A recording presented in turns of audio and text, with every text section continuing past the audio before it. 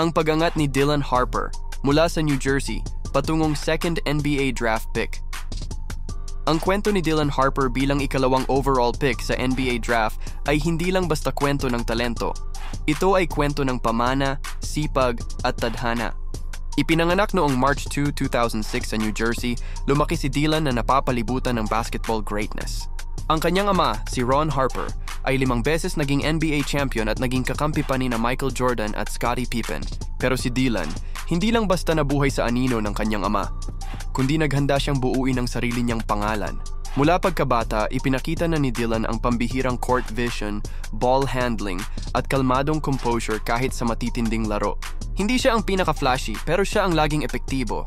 Naglaro siya ng high school basketball sa Don Bosco Prep sa Ramsey, New Jersey, kung saan mabilis siyang sumikat bilang isang 5-star recruit. Pagsapit ng senior year, isa na siya sa pinaka-dominanting guard sa buong bansa.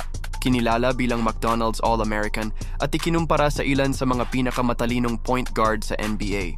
Imbes na sumama sa malalaking basketball schools, pinili niyang manatili malapit sa tahanan at nag-commit sa Rutgers University. Marami ang nagulat sa kanyang desisyon, pero para kay Dylan ito ay personal.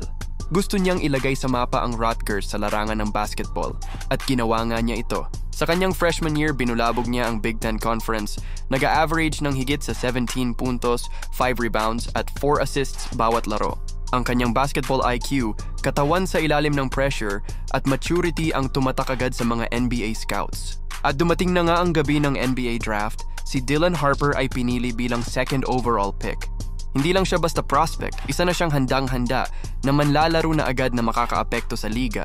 Ang kanyang versatility bilang combo guard, ang kanyang leadership, at ang dugong basketball na nasa kanya ay dahilan kung bakit siya tinuturing na isa sa pinakakapanapanabik na rookie sa mga nagdaang taon. Pero kung tatanungin mo si Dylan, simple lang sagot niya, "Nagsisimula pa lang ako."